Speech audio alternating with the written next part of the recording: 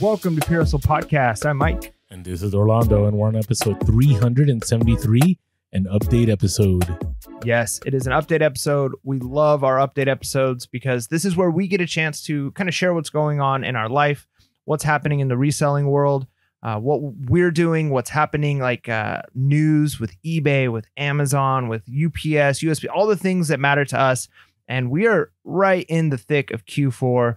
It's the holiday season. We just had our Thanksgiving episode. We all had Thanksgiving. Hopefully you had some good turkey or whatever you had. I made brisket for the first time. So I did the Texas thing, right? Like I'm here in Texas now. I smoked a brisket for Thanksgiving. So man, it was we're in that season, right? It's the holiday time.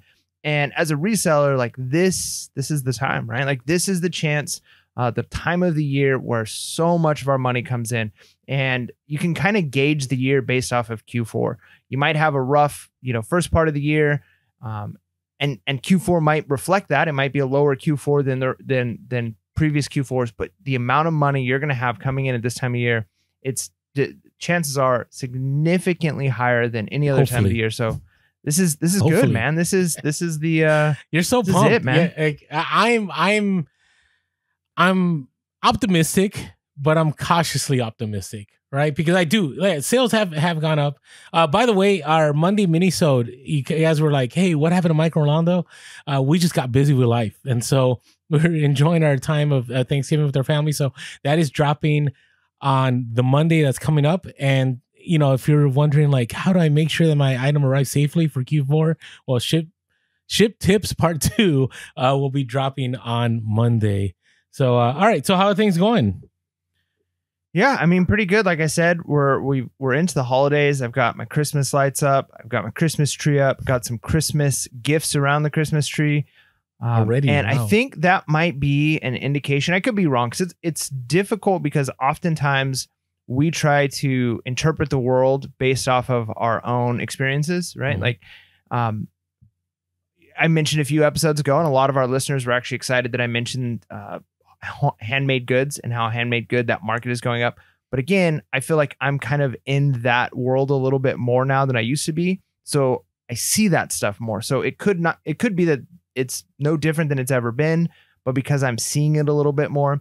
And I think it's the same thing with the gifts under my Christmas tree. I feel like, and I could be wrong, maybe this is just my own experience, but my gut feeling is that people have done a lot more of their shopping earlier this year, partially because we've been saying that though. Remember? Yeah, companies have known that they've got to get these numbers, and so normally it used to be like Black Friday, and then it was like Black Friday sales before Black Friday, and now it's like Black Friday isn't even almost a thing anymore. It's almost like Black Friday is the month leading up to Black Friday, and then Black Friday is a little bit different, but then there's Cyber Monday, and then there's like still like holiday Black Friday sales that go on for weeks after. I'm still getting emails. Like we're already like a week past almost Black Friday, and I'm still getting like, last chance for this Black Friday sale. And so I think people are experiencing buying fatigue in some ways, which that might not be a good thing for us. I think that if it is true, I know I started really optimistic, but if it is true, where are you going here? I don't know. I'm all over the place. But if it's true that people have done a lot of buying, which again might be why I'm optimistic right now, is because I've gotten a lot more sales than I typically get when I'm as inactive as I currently am. Like I'm not as active as I typically am. This is just the first year in a new place. I've got sick kids. I've got a new job. All the things I'm trying to work through. So I'm still active on eBay and local deals and some sourcing. Just not quite what I've been in previous Q4s, but the sales are coming in. What my potential worry is it could be people buying early. People might have bought all their Christmas stuff early into November, maybe even late into October because so many sales start. And there's some psychology about when people start spending money, they're more likely to spend money, right? So if you're on vacation, places on vacation can charge more because people have already started spending money. You've already spent $120 to get into Disneyland. So, who cares if the water is $5 and, this bag of popcorn is $7. And well, you're at Disneyland, so this t-shirt, like, it's okay if I spend $25 for a t-shirt. Like, people start spending more for things than they would normally spend because they're already spending. It's kind of like, yeah, why not? But then eventually it gets to the point where it's just that drop off of like, okay, I can't spend anymore. I'm spent out. And so we could potentially, if what I'm seeing is true in my own experience, people might be reaching a buying fatigue in the next few weeks. The sales aren't going to be as enticing because it's like, yeah, I've been seeing sales nonstop. I've already bought a ton of stuff. The economy isn't doing as well. I've got to be careful with my money anyways. So I'm interested to see. My prediction is the Q4 bump probably happened a little bit earlier than it normally does and will die out a little earlier than it normally does. But that's just my prediction. I could be totally wrong. Is that what you're seeing too, Orlando? Well, that's what we've been talking about, I would say, for the last few months. I mean, all the data has said that Americans are going to run out of their money by October, that they're going to run out of their savings by January. It's been a lot of doom and gloom. At the same time, there's also been discussion that as a result of that, people are going to buy earlier. And retailers, even like Walmart has lately said that they are putting all their big sales earlier because they think people are now going to buy because of, not knowing what's up ahead, not knowing what to do with 2024. And so I think there's truth to that.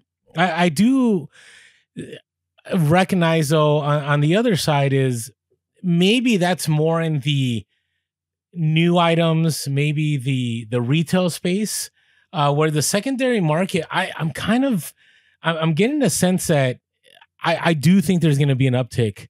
Again, I know I'm sounding super optimistic, but everything we read about the 2008 recession and all that, I don't think a lot of it is that relevant. I've already come to that conclusion, because we all were saying, I mean, I was looking at old episodes. We were talking about that we were in a recession like 2 years ago. How crazy is that? Right. And then the government said, well, that's not really a recession. And now we're at a place where it's, from all understanding, we're not going to be in a recession according to all the quote unquote experts out there. So I'm not sure. What I know is on my end, sales are up. They're actually more up than I anticipated. I thought things were going to be really, really bad. I was already planning on maybe taking money out of my retirement, which sounds crazy. Just that's where we were, because I think 6 months ahead, and I don't want to be caught 6 months from now going, oh no, what do I do? What am I supposed to do? And if I'm saying something like that, that's pretty serious, right? I'm not talking about my savings. I'm talking about, hey, I've exhausted a lot of other things. Now, I do have other expenses in my normal life that have come up. My oldest son now, we're trying to get him a second car, or we're trying to get him a car, which adds another car to our family. Insurance is going to go up, there's a lot of other expenses too that have led to some of these factors, but slow sales, what people don't realize, what I don't see on people on YouTube talking about is that if you had slow sales in April and May and June and July, and you weren't able to, pay certain bills, or you weren't able to continue funding that capital, like, you're behind. So every month that you're behind, you're getting even more behind. So it's not like, oh man, I had a slow month of sales. Now you're like, I had a slow 6 months of sales. And that could be pretty devastating for a lot of people. But on the other side, sales have come up. What I've noticed, though, is like what I've said before, is a lot of my sales are the $20 to $30 sales. I do get home run sales here every once in a while. $400 sale here, $500 sale here, which is great. They really do help on those slow days. But it's been good. It's been good. I've been happy about it. I haven't gone to garage sales lately. Were you asking me? Were you done? Did I cut you off? Like, no, were you just asking me about the economy? Okay, you're all good. I haven't gone to garage sales in 2 weeks. It's been pretty slim pickings, and I am grateful that I sourced a lot this summer, because I think I could go all of Q4 without ever sourcing again, and I'm fine. And that's if I went top notch and started listing 20 to 30 items every single day consistently, I think would be good. That's how many items I think I have. And the reason being is that, some of these things I picked up like 100 art books. And then I picked up a huge lot of Legos. And within those Legos, there was like 30 to 40 minifigures, which I'll talk about later, that, you know, each of them could sell for 30 to 40 a piece. So things begin, you know, adding up, and I didn't realize everything I had picked up. Now, I am looking forward to some of the items that I did pick up that are home runs. I'm hoping that they sell. I'm hoping that they sell well. If there's ever a time for them to sell, is now. But we'll see. We'll see what happens. But it's been kind of nice to go into my death piles from the summer and the fall and go, wow, I'm so glad I picked this up. And I've had a lot of situations like that. You know, I just randomness, you know, you know, some books that I picked up are worth 50 to 100 a piece. I didn't know they were worth that much, you know, and that's one of the things I encourage people. I've heard a Commonwealth Picker. He talks about he only sources like 45 days out of the year. I'm like, I remember hearing him say that. And I've also heard people on the other side say, man, doing the garage sale hustle, it's a grind if you're doing that full time. And I find that now I'm in a sweet spot where I have the ability to source all. I've talked about this. I could source 24 hours a day if I had endless capital. But the reality is I only source maybe twice a week now, and I'm good. I don't go to the bins. I don't go to thrift stores. I haven't been to a thrift store in over 6 months. And I have a plenitude of items that I have sourced from local dealers or garage sales. So, but I do want to shift gears a little bit. It was kind of interesting. I was invited on you were invited too, but it was during school hours to an eBay seller panel. And it was pretty interesting in the seller panel. The question they asked, I didn't sign an NDA, so I don't think I would sign one unless they paid me. And so I'm free to talk about whatever, but you know, eBay, for all the grief we give eBay, and much of it deserved, they do care about what sellers think. It's, you know, I've never had Amazon reach out to me or any other platform. And the reality is only 20% of items sold on eBay are secondary goods. Everything is new. So they really don't need to talk to us. And when they met, they were talking about, you know, how could we improve the app when you're out in the field sourcing?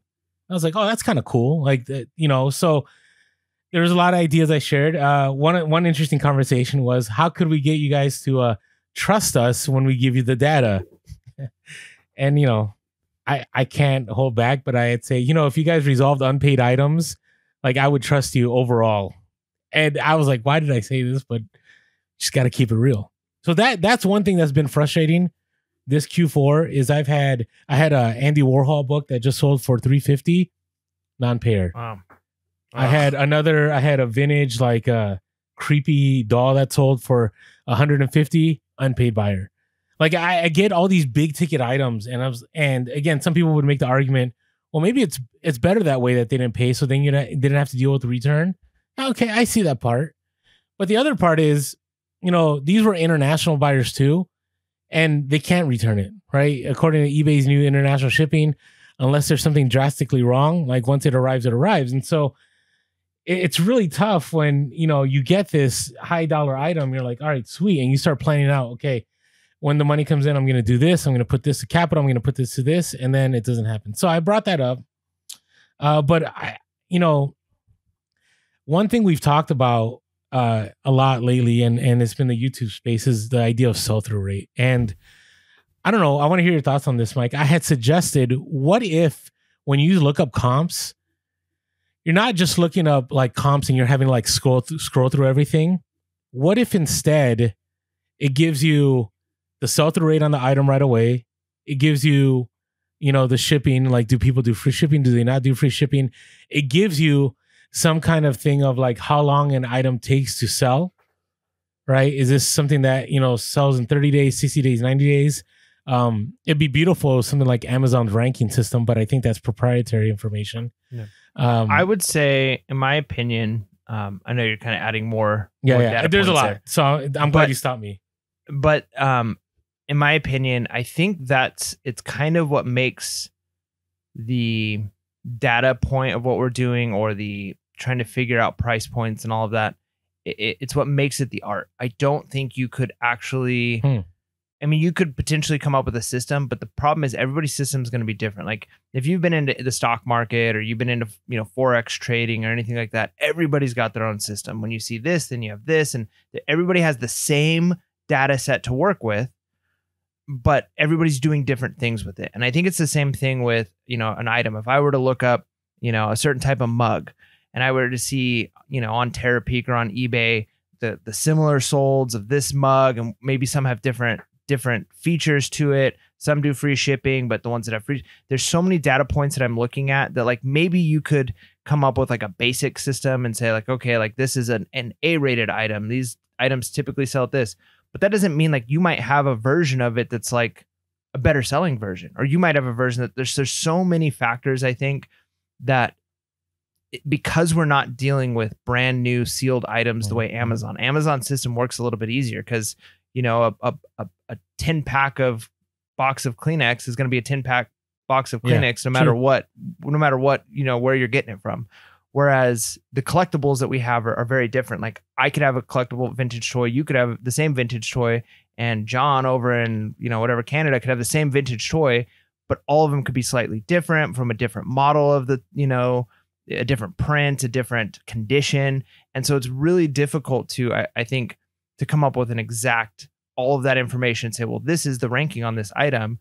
You can maybe get close and maybe have like a specific filter set in, but it might work for some people. It might be a good baseline. But then again, somebody else could say, yeah, but what I really care about is this aspect. And I weigh this a little bit heavier than I weigh shipping more heavily than I weigh condition, or I weigh this more. So it's kind of an art. And I think that's what makes what we do and what separates good resellers from the not so good resellers is, can they figure that out? Are you just going with the flow? Are you hoping that there's going to be a plug and play? Or are you willing to really look at your item and say, okay, these sell at this, but I just have that intuition that my condition is better and that the market, there hasn't been many on recently. And so, yeah, maybe the sell-through rate over the last 6 months has been this, but I kind of think the market is shifting because of these signals that I'm seeing. And so I think good resellers are going to know what to do with that data. And the longer they're doing it, the more experience they get, they're going to know what to do with the data even better. But I don't think a system is going to be, I mean, it might look nice to just say like, here is what you want, but it's like, there's so many factors. I don't know. I'm kind of glad that we get to play with it ourselves. See, I'm the opposite. I'd rather have something that expedites my time. Right. So like I look and I don't have to comb through and go, oh, this person got it for this dollar amount because they charge free shipping, or this person got it for this dollar amount because, it was new or it wasn't new. Like it would just be nice to just have that data set right there. I think about one point of data that I would appreciate is, what has been the trending price on this item, right? Because you source something, you're like, oh, wow, like this item, I pick it up for $5, it sells for 40.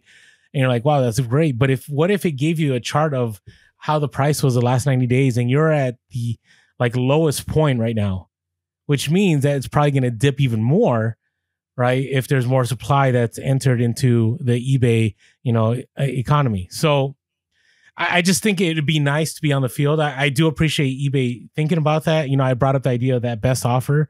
We need to be able to see best offer. Like if we want to make decisions on the spot, we need to be able to see what people actually paid for it, right? Because they took away that ability. You couldn't even do it on eBay. You had to go through a third party. And so no, I get what you're saying. I think there still will always be, that experience will be king, and having that intuition will still be king over certain things. But I just think it'd be nice to make faster decisions, to be more profitable, to not buy a lot more junk. The one thing I really enjoyed too, they were asking, what would get you to pivot in what you sell? And I was like, that's an interesting question. So I'm reading into it. I'm like, okay, is eBay, to me, it seemed like eBay was really trying to help people, because I find that a lot of resellers, and I'm guilty of this, when they start reselling, they source what they know, and then they learn some things and they kind of stick to what they learned. Right. So give the easy example is the Tommy Bahama shirts, right? Back in 2016, 2015, whatever, Tommy Bahama was what everybody was picking up and selling, and they're selling for good money. And I truly believe there are still people to this day that look for Tommy Bahama and pick it up. Right. But what if eBay had a thing where, like, let's say I didn't know much about I don't know, vehicle, like car panels, right? Not car panels. Let's do something easy. Cameras. Let's say I didn't know anything about cameras, right? And I'm at an estate sale and there's these camera lenses, right? My go-to would be, I'm going to call Mike and ask him what his thoughts are on these camera lenses, or I'm going to text him. But what if they had some kind of link, or they had the ability that you could just click on something and you could learn about what are the top cameras, what to look for in lenses, like a quick tutorial right away. Maybe not always on the field, but instead of having a Google, because everything's Google, right? Every information you get is Google. But what if eBay could help you out, learn about different fields, and that would get me to pivot? That I would feel more comfortable, because right now I won't pick up certain things just because I don't have the time to research it. So anyways, I just appreciated eBay being willing to think about sellers and think about how, how could they make things more efficient? Because I know right now the talk is eBay doesn't care about us. Promoted listings is the end of eBay. And I understand all that. I do. I trust us. Just listen to all our past episodes.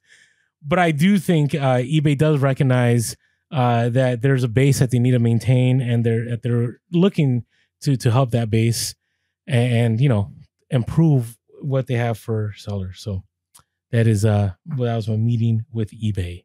Nice. So hey, before we move on, I want to share something exciting. So it is still Black Friday for my reseller Genie. Black Friday, yeah, I know, right?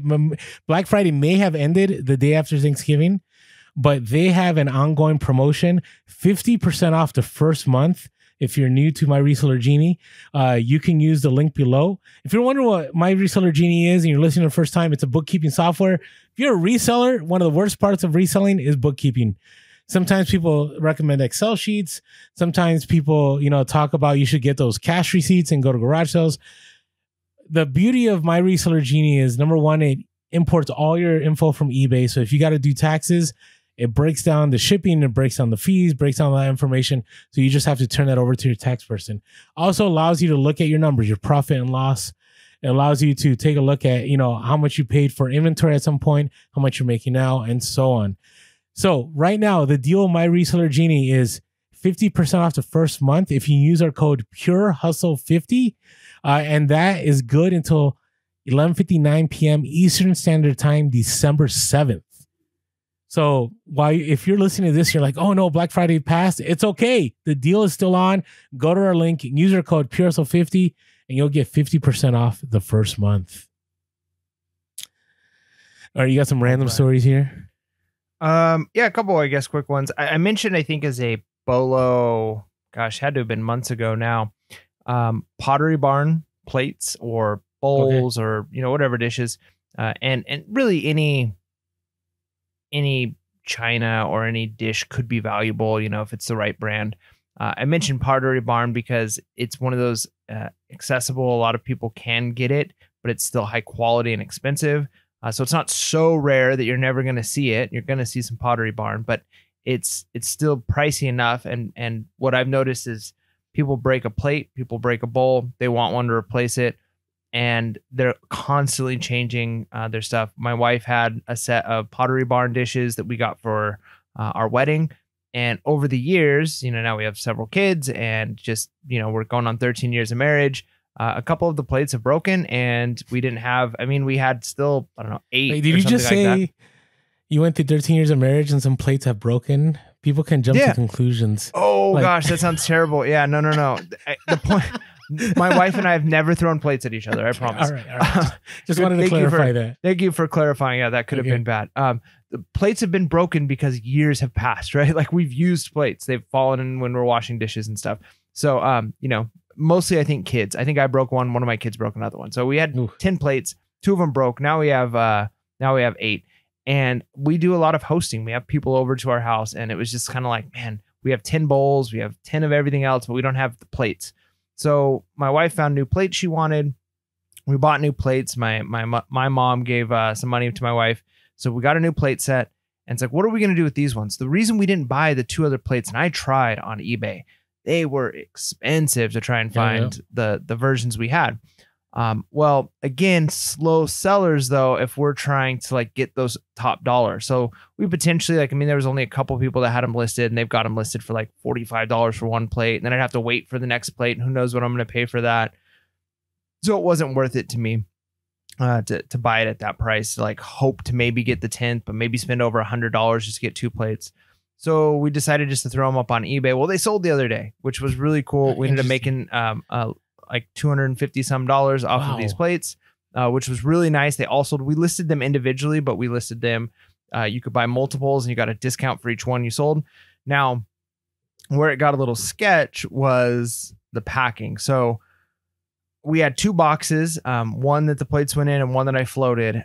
And it was, have you ever been, Orlando, where you're like 98% sure this item is going to make it? But you're like, oh, there's like, I've never, I mean, I can't say I've been pretty stressed with some pack jobs, but I was really stressed because it's been a long time since I've shipped, almost $300 worth of dishes. Like I've done that before. I've sold some like Spode Christmas plates and stuff, but man, you got 2 options. Option 1 is you individually wrap every single plate and float all of that, and you got a giant box, or you kind of stack them together. What I did is I kind of like put a plate, rolled a couple of bubble wrap, put another plate, rolled a couple, kind of did that. So I had like a stack of them kind of really tight because the tighter they are, the less they're going to move. Put that in a box with like wrapped with bubble and then some bubble around that. But it's one of those things. So I floated it. I think it was going to make it. And it got delivered yesterday. And so far, no complaints, right? We haven't got the A+++ seller yet, but we haven't. I was like, man, okay, maybe it was 90%. I was sure. At one point, my wife was like, "You think you're good on the packing?" I'm like, "Okay, 70%." I was more than 70, but when you got that little bit of a doubt. So, man, it's just a reminder of why I don't like to do tons of breakables like that, because if you've got the right size boxes and you already have all of the stuff, it's no big deal. But I was kind of patching together some stuff, and you don't always want to Frankenstein your most expensive things. So there was that was kind of a fun sell. And then I was able to turn around, since it was our a wedding present, those plates in the first place. It wasn't really eBay money or business money. I took that money and I bought us a nice new espresso machine my wife wanted. So that was kind of just a fun way. Again, one of those things that reselling does. Typically people, they upgrade, they get new plates, they get new whatever, they get towels, dishes, and they don't know what to do with the old ones. Maybe they give them to somebody. Maybe they try and sell them at a garage sale. Maybe they donate them. But if you know how to resell, like I was able to turn that into money and then buy something else for us. So it was a win-win on that. And the other thing I want to quickly mention, as everybody knows, if they listen to Pure Hustle podcast, I'm really big on discipline. I think discipline beats motivation every day of the week. Discipline beats, I mean, I was just talking to someone the other day and they're like, yeah, I know I should do this, but I don't really feel like it. And I was like, who cares what you feel like? Like just get some discipline and do it anyways. And they're like, oh yeah, I guess that makes sense. But the reality is motivation is a good tool. I feel like it's a useful tool to get you through. Like there's times when discipline is harder, like no matter what you're going to do it if you're disciplined. But certain things, every once in a while I go through phases where it's a book that really motivates me and that gives me just that little boost that I need to kind of keep going. Sometimes it's a dumb Instagram, reel section that I get into for a while where it's like, the David Goggins style, like carry the boats, you can do it, nobody cares, you got to save yourself stuff. Every once in a while, like that's a beneficial tool. Orlando, you would never guess what has actually been recently the most powerful motivation like candy for me. You can guess if you want. I'm not going to make you though. I don't even want to try. Okay. Believe it or not, this sounds weird. Little House on the Prairie. I could see that though. I could see that. I was looking for a show to watch with my son. I was like, I want like a family friendly show that I could just put on. And I know it's like weird to think, okay, Little House on the Prairie, my son. But I was like, it's a family friendly show. I remember kind of watching it as a kid. So we started watching it. And man, I've been watching it it's been like a little over a month now. Every couple of days, we'll watch an episode here and there. That family and that man, that husband of the father, he was like that was a man, right? Like he was building a house with his bare hands. He was dealing with disaster, storms, fires, never gave up, kept going. And I'm watching this, like what he's doing for his family. And like, it's so weird to think that little house on the prairie, like there's times when I'm like, do I really want to go out and like list this item? Do I really? And I'm thinking, man, he's out trying to save the crops in a hailstorm.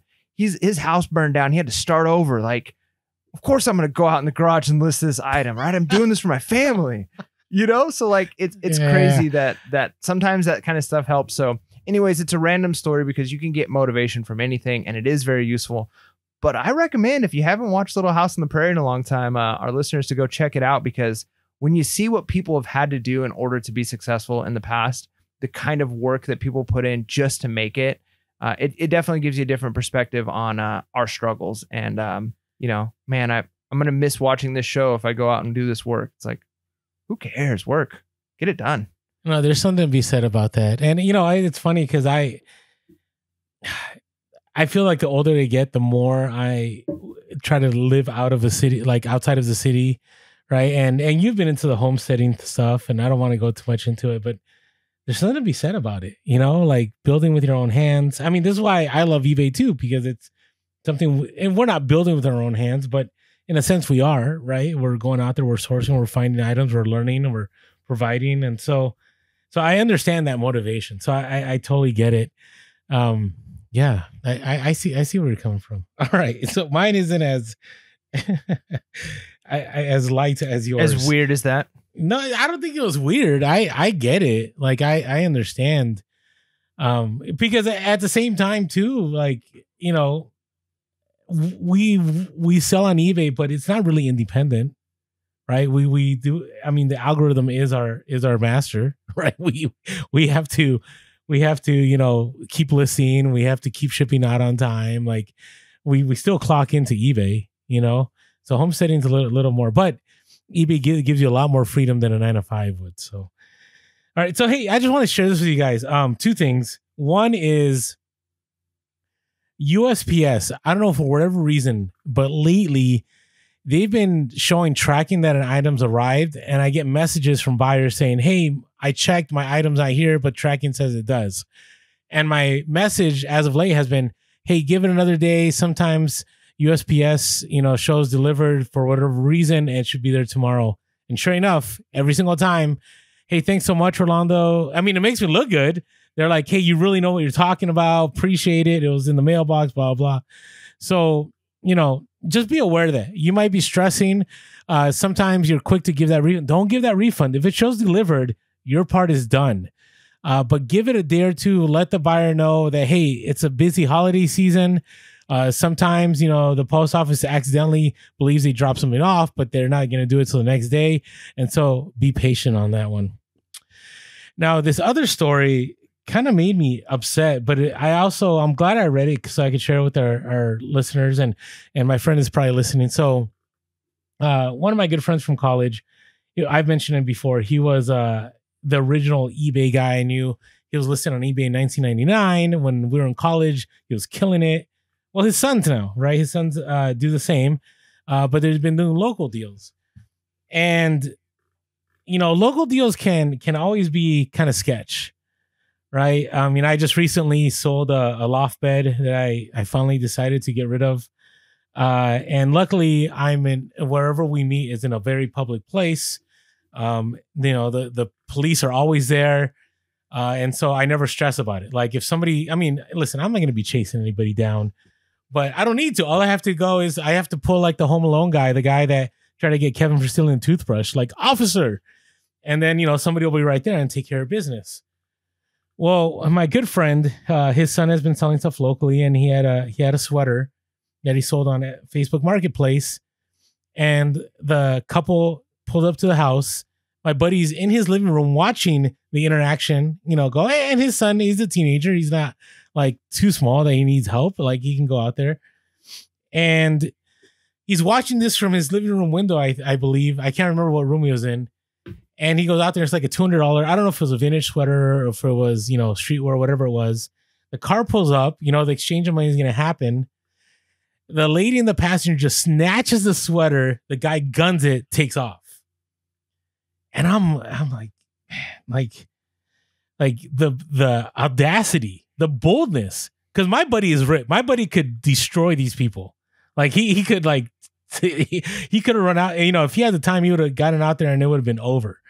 But you know, this poor kid's, you know, his whole worldview is crushed now, right? Like, you know, you've been reselling this whole time, and somebody does something really bad, and this can happen to any of us. Like if we're not careful when we do those local deals. Like I know somebody who had a laptop that was, the guy just basically said, "Hey, I have a gun in this bag. You're either going to give me this laptop or we're going to, you know, I'm going to take it out." And my buddy was like, you can have the laptop. It's not worth it to me. Right. And did the guy have a laptop? I mean, did he have a gun on him or not? No. And by the way, we're in California. Okay. So if people saying, hey, you should do concealed carry, you should carry on you. Okay. We can't do that here. Okay. You're in California. Let's get that I'm straight. in California. Mike's probably carrying right now. So anyways, just always make sure when you're making these local deals, like now the beauty of OfferUp and Facebook Marketplace, like you can see people's feedback, right? You can determine whether you actually even want to go out there.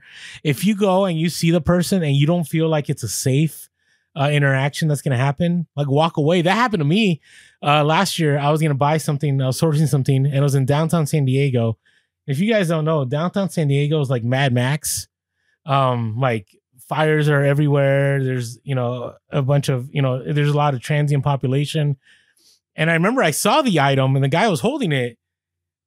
I don't know if the thing was, I don't know. I don't want to make assumptions about the guy, but to me, I was with my, you know, my kid and I just didn't feel safe getting out. And, you know, look at me. I don't look like the kind of guy. I look like the guy that's going to steal from somebody, not the guy that's going to get stolen from. Okay.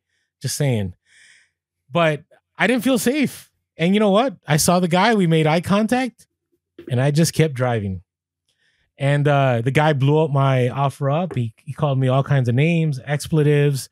I blocked him, and then he found other items I was selling on OfferUp, started cussing me out through that venue. But you never know. And I'm glad I didn't make that deal. I'm glad I didn't make that deal, because if I made that deal, who knows? That box could have been empty. That box could have been stolen. Who knows, right? Somebody who's unhinged like that, I'm better off not making that deal. So you know, just a warning, especially in the holidays right now, like, you know, especially in places like California, and this was in the Midwest, by the way. This wasn't in California, okay? But you always got to make sure, you know, check out the profile. I suggest if you could make it non-cash, and I know a lot of people are like, well, I like the cash because, you know, whatever reason you like the cash, you know, it's better if it's non-cash, because that you know, eliminates a lot of it. I would not hand over anything unless you are aware of what's going on. You know, if it's too dark, or if you're outnumbered, whatever. I know it sounds like a PSA, but man, it just hit me when that happened, because that could happen to anybody. I mean, I make local deals all the time, and I don't think twice about it because I've done it so many times. But you know, you just get the one person, and you could be in a whole lot of trouble. So that's a pure hustle PSA for this episode. Nice. All right, be safe. Be safe out there. be safe out there. Hey, and one way you could be safe too is you can always hit us up on the Discord. Right? If you're like, hey, I'm making this local deal, what are you guys' thoughts? Sometimes it helps to do that, right? And so if you haven't yet, you can join our Discord by helping us out on the Patreon. It's a bonus.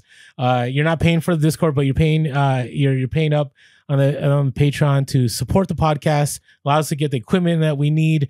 Allows us to pay for the server. I mean, it's interesting because all our fees on different things will keep going up, and I'm pretty sure on the podcast side they're gonna keep going up. Now when you StreamYard too, that's another fee. I mean, Adobe, like, it's not like we just randomly have these cameras that we don't do this on our iPhones, okay, and just drop these episodes. So all your help really is appreciated. So $5.55 a month, you can sign up for our Patreon. Go to the link below, or go to patreon.com/PureHustlePodcast. Also, you can find us on all social media. We are Pure Hustle Podcast everywhere except for on X. On X, we are Pure Hustle Cast. And as always, give us a call if you want, 619-738-1170, 619-738-1170, or shoot us an email at purehustlepodcast@gmail.com. If you're listening to the podcast and you haven't checked us out on YouTube, jump on over. I would love to be at 10K by the end of the year. I know I'm thinking big. But if everyone listens to the podcast just went over and just subscribed, we'd be way over 10K easy overnight. So if you could do that for us, that'd be greatly appreciated. And last of all, thank you to all of you that leave iTunes reviews. Even those of you that think I talk too much, I'm sorry. It's just the way it is. And I try not to interrupt Mike, but it's just the way it is. So thank you to all of you, and really grateful for all the reviews on there, even the ones that I disagree with. Are ready to get on a happy topic here? Oh no, we got news topics, which that hopefully that's happy. We will see. We have the District app. Video game market has collapsed, and a $1 billion counterfeit seizure. All of this and more on Reseller News. All right, so before I start this, I want to hear Mike's. So Mike, how long do you give eBay until eBay has a?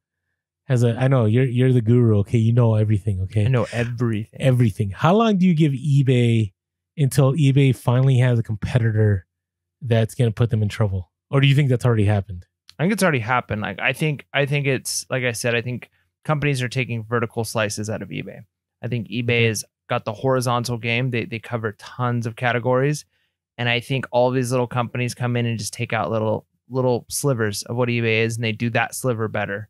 They're gonna, and that's why eBay does things like buys, TCG, right? Like they buy other companies because they're trying to get those slivers back. And so I don't know, maybe if eBay buys all these other platforms, but in my opinion, I think it's going to continue to happen that way. Niche companies are going to come up and they're going to get really big in an area that's going to just take more and more market from eBay. So what is eBay going to have to do? Raise fees more. They're going to have to change things, and then sellers are going to be tired there. They're going to go somewhere else. And so I think it's a potential downward spiral unless eBay can, fix it. But, without being doom and gloom, that's my thought. What about you? Oh, I think eBay is dropping the ball like crazy right now. And I think it's because of unfulfilled promises. So one of them was, I remember I talked about this a year ago. Maybe it's been a year, maybe 6 months, how Craigslist Hunter, Pete, good friend of the podcast, our very first interview on the podcast, he had dropped a episode on his YouTube channel about how he was so excited. eBay reached out to him. They're going to do eBay auctions. It's going to be a great opportunity for us all. And he was talking about and how it was going to be amazing. And I remember at the time going like, well, I really hope eBay starts allowing sellers to do these auctions, because right now Whatnot keeps eating the marketplace. Like they keep growing and growing. They're getting celebrities on there. They just keep expanding. I mean, I don't think there's one single YouTube reseller that is not doing Whatnot or has not done Whatnot. Like we've done Whatnot. We've done our share of Whatnot. And so I'm like, wow, this is going to be really cool. Well, nothing came out of it. And it's not because of P. It's just because I guess eBay really didn't move forward with it. I don't know what happened. And so 2 weeks ago, Pete dropped another video and he's talking about, hey, you should come sell on my platform, CraigslistHunter.net. And I was like, what? Like, he went and like created a platform? Like, that's pretty cool. And so, after watching the video, I understood what happened. So what's taking place is there's a new competitor out there called District.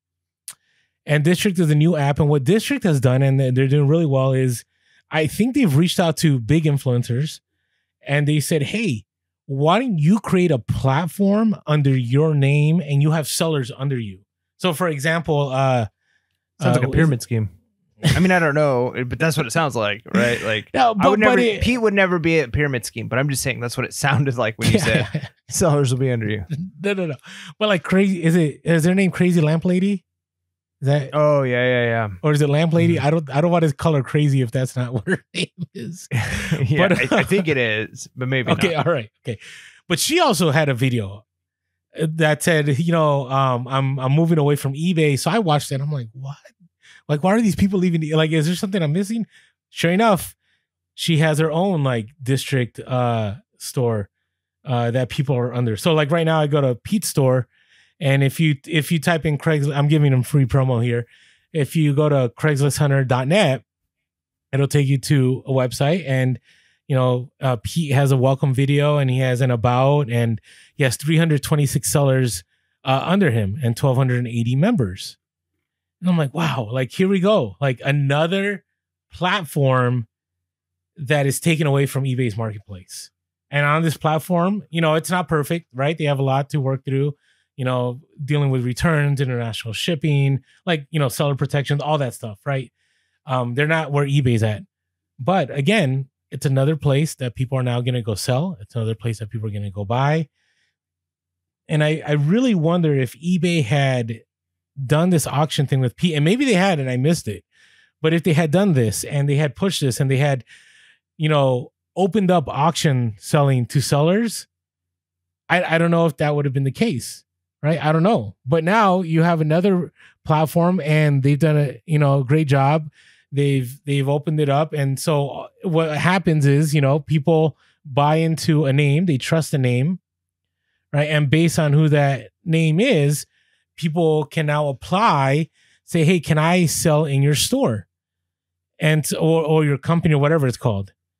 Right. So for example, right now, I think I just searched Crazy Lamp Lady and it's a store called Knickknacks. And there's 9.2 members. I don't know if this is her store. There's a lot of knickknacks. But again, I will strongly encourage eBay, like whatever promises you've made, you got to fulfill them. Like you got to come through. District, I don't think District, the other side of it is, I don't think District is going to be the answer to slow sales. Like I hear a lot of people saying, hey, I'm going to go sell on Mercari. I'm going to go sell on Poshmark, more eyes on an item. I think it's the same eyes. If people are looking for a thing, they're going to Google it or they're going to go on eBay and then maybe. I don't know. You disagree with me. Again, I think it depends on the item in the market you're in, right? Like there's certain things that there are people who are on Etsy that will never be on eBay or people who are on Poshmark who will never be on eBay, right? Like, so I just think it just depends on the market you're in. Yeah. If you're in like collectible, like if you're selling collectible toys, sure, people are going to be on every single thing they can be on. But there's like a whole group of, there's whole demographics that they're into their app for their thing because of whatever reason. And eBay is just it's not it, right? Like, I mean, I can't tell you how many times I tell people that I'm a reseller or that I do the podcast and they're like, oh yeah. And I'm like, yeah, I saw on eBay. They're like, oh, eBay, that's still a thing. Like, I know because you're in eBay, because you like sell on eBay, like you see it as such a big thing, but just in the average everyday person, eBay was this thing that was popular for a while, or not every person is on eBay like they are on Amazon. But a lot of those people are like, yeah, I mean, I do, ThreadUp, or I do. So there's some people who they're in their thing and they don't even know other things exist. So I wouldn't say it's always the same eyes, but in some markets it might be. Yeah, I don't know. I see the other side. Like everybody knows to go to eBay. Like when I'm on social media, people are always like, oh, I found this vintage shirt on eBay. Sometimes I'll hear Depop. Sometimes I'll hear Grailed or whatever. But again, the algorithm, right? The algorithm feeds you what you want to see. So that's not reliable either. But anyways, if you want to check out another platform to sell on, I'm just going to give Pete that free promo.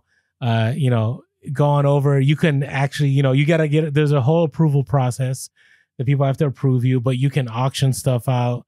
You can sell it like other platforms. Obviously, it's not going to have all the bells and whistles of eBay, but I think over time it's possible. I just thought it was interesting. Now, this other one I thought was cool. So, well, not cool if you're selling video games, but the video game market has collapsed. It's not what it used to be. There's a YouTuber, Carl Jobst. He first had talked about how the video game market was scamming. Remember we did a reaction video? I don't know if you remember that. No, we did. Yeah. Remember how like the owners were like bidding up their own items or whatever? I don't know if it's exactly how it was. So don't come at us with the letter, okay? It was just basically people were possibly show bidding was what people were suggesting. And so, well, now let me give you some crazy numbers according to this video. So the first Madden football on Genesis, okay, when, during the height of everything, right? Like 2020, 2021, sold at auction for $480,000. How much do you think it sold? The last one sold for? Like graded, same grading, brand new, sealed. Just give a number. Less than half of that. Yeah. Try like 21,000. Ooh. 480K to 21K. But I don't even, what is that? That's less than 10%. It's like 5%. Yeah. Like that's a big drop. Bad. That's bad. Okay. Mario Kart 64. Okay. From 144K to 36K. Right? Do you remember we had a hustle of the week here where somebody had found a Mario 64 sealed and they sold it for 15,000. I don't know if you remember that. I do, yeah. That was like a while back. So think about that. Like, had that person held on to that, because he got a lot of flack for selling it, for not getting it graded, but maybe he made the best call. Yeah. Right? Well, that's the hard part too, is like, it was, well, what's the story of like the flower, right? That like, that famous, you know what I'm talking about? Like the tulips, the story of tulips in the Middle Ages. Yeah. So, I mean, I feel like things like that happen. You get these bubbles, these people get, they start selling things. And I mean, it's the same thing. NFTs. You remember NFTs? They were scams. Right? They were money laundering scams. But like that was like a thing people were thinking. We almost made one. We almost made one. Yeah. So, it's one of those things where things are going to go up, they're going to go down. When there's hype on something, you want to jump on that when you can. But there's no intrinsic value there. There's still no intrinsic value on a lot of those things. Now, what you could say is it's one of a kind. And if it's one of a kind and it's sought after, sure, there's going to be somebody who wants it for that amount. I mean, in fact, on our Discord, some of the people on our Discord were talking about the Magic the Gathering One Ring that was found, I think in Canada. And that was that's right? So the Post Malone, right? Yeah. So Magic the Gathering, every so often they'll do a cross with another brand or another something. Like they did one for Dungeons and Dragons, and recently they did one with Lord of the Rings. And Lord of the Rings has a huge cult following, and I don't know if they did a good job on I didn't play the Magic the Gathering Lord of the Rings series. I haven't played Magic in years now, but it was cool. Like they had Tom Bombadil cards. Like Tom Bombadil is probably one of my favorite characters in literature. So I was like, man, I should buy a Tom Bombadil card, even to use it as a bookmark or something. But when they release these boxes of boosters, which is already a chase, right? Like people will buy boxes of boosters looking for like the super rare cards that can be used in like the standard or the legacy formats, and then they'll sell those if they get them, and then basically the rest of the cards basically become like chaff cards or become filler cards that they just lot up in big bundles and sell it for pennies. Like they're not making any money on those. I can buy 4 of every common and uncommon of a set for like $30, and we're talking thousands of cards. So you're not making a lot of money on those. So people do that anyways. They buy big boxes and they're hoping to get a few rare cards. They made one of all of the cards they printed. They made one ring, the One Ring. Right. So that was a pretty cool thing. Not just like, hey, this is a rare card. There's only like 1,000 of them made or 10,000 of them made. It's like, there's one of these. And so I could see the people who are hardcore Magic fans. And again, it's one of those things that people are really, really into. Sure. Those things are going to make the waves. What a cool thing. Right. Like, and then if you were the one that found that and then sold it, and to know like Post Malone got it and it must be a Magic. Oh, in fact, I know he's a Magic fan. I've seen some videos of him talking about Magic the Gathering. So, yeah, that's cool. But again, there's really no intrinsic value on those things. Like, okay, if you were to say like, okay, well, Mario Kart 64, it's got the this and that.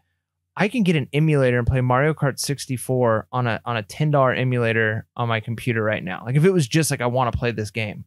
Yeah. So it's not that the thing has any value other than people want it. So the problem is the want is going to go up and down. And that's what's going to drive that price. And so, I'm not surprised. No, I know. And I see opportunity in this, right? I mean, for example, one of them, Poke Park Wii, $22K to $600. Yeah, it's crazy. And so right now, I've been offering Orlando deals for things, and I haven't had many takers. But I'm telling you, like right now, if the market does crash, it's going to be the time to buy it, right? And because I'm pretty sure new and sealed stuff is going to sell for good money when things rebound. Right, even the boxes, even so on. So keep an eye out, but be careful. I will say, for example, one of the things I never pick up are Wii's, Nintendo Wii's. Like people are still trying to get $10 or $20, and they only sell for like $30. Right, maybe you'll get $50. Right, so be careful out there. It's not the way it used to be like a year or two ago. All right, so this next one was kind of crazy here. So now this is from the Department of Justice. Largest ever counterfeit goods seizure results in trafficking charges against 2 individuals.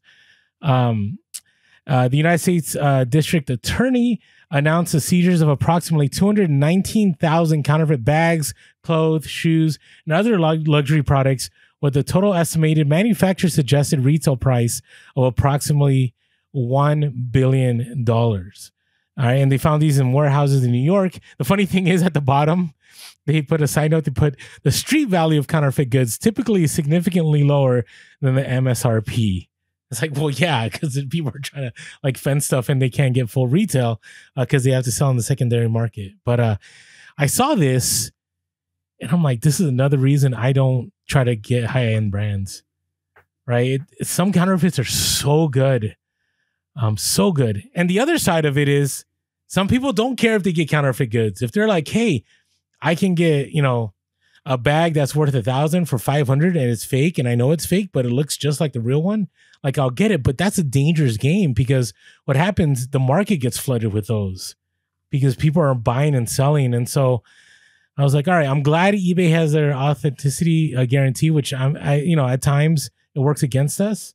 But on the other side, I'm like, yeah, I'm sticking to like vintage goods, things that aren't like high end, not Chanel, not Louis Vuitton, just pretty crazy. And listen, it says 1 billion in goods. The reality is those goods are probably worth like 100,000 because they're all fake, Yep. So true. Any thoughts on that seizure? Yeah, stuff happens, man. I don't got anything new to add there. Stuff happens. Okay. All right. Hey, before we move on, stuff that does happen. So I don't know if you can see. Can you see this like line over here on my head? You probably can't see it, but I look like I've been in a knife fight and like somebody like slashed my head. And you know why that happened? You didn't use your skull shaver? What's wrong with you? Well, it wasn't charged. You know how long the skull shaver takes to charge? If you need to jump in the shower, you plug it in, you jump in the shower, you get out, and it's already like 30 or 40%, man. Come on. I know. And you could like use it in the car when you're driving to get to. I know. That's right. But I was like lazy and I didn't, I misplaced the charging cord. So I grabbed a razor and things went down. So you got to be careful. So here's our admonition to you. It's a great Christmas gift. Skull shaver is why. Now this is skull shaver right here, okay? Skull shavers keep us looking, I think, smooth, keep us looking good. And if you want to give the ability for someone else to have a handsome looking head like this, go to Skull Shaver and use our code HUSTLE and you'll get a discount. Go to the link below and use our code HUSTLE and you'll definitely be able to get that gift for someone else or for yourself. So you don't have to look, like a head that's been scarred by the use of razors. Good idea. All right, Mike. What is? We got our exciting segment here. Oh yeah, man. We need to fly through this one. Bolo. What's your bolo? Yeah, bolo. All right, so mine. I've talked about disc golf discs before, and I think Orlando, you actually were able to pick some up and did pretty well on those. I believe you had mentioned. And I'll never forget. I'll never forget the huge score I missed. I just waited too long to jump on it because it was like I would have to spend a few $100 and I should have done it. But anyways, I never, I guess, really realized because I bought a disc golf bag years ago, and it was just an inexpensive like $20 bag. It fits like 15 discs in it. It's all I need. But I when I'm out and about with some of my friends who are more serious, they have like nicer bags. They have carts and stuff. And I have a friend of mine who like just recently bought on locally one of the ones that's like a cart bag, and we're still talking like well over $100. He's buying locally on this, and I'm like, man. And so then I start looking. He's like, yeah, but I'm selling my old bag, and I'm starting to look at some of these things, and with a sport like disc golf, it's one of those things where people are because the discs themselves, it's kind of like golf, but even more so. There's almost like that tech chase aspect of it where you're getting new gear all the time. Yeah. And so people are constantly getting new discs. They're trying new discs. Discs get worn out. They buy new discs. They lose discs. And so there's a buy more and get better stuff. And so people are constantly upgrading things like their bags, their disc golf bags.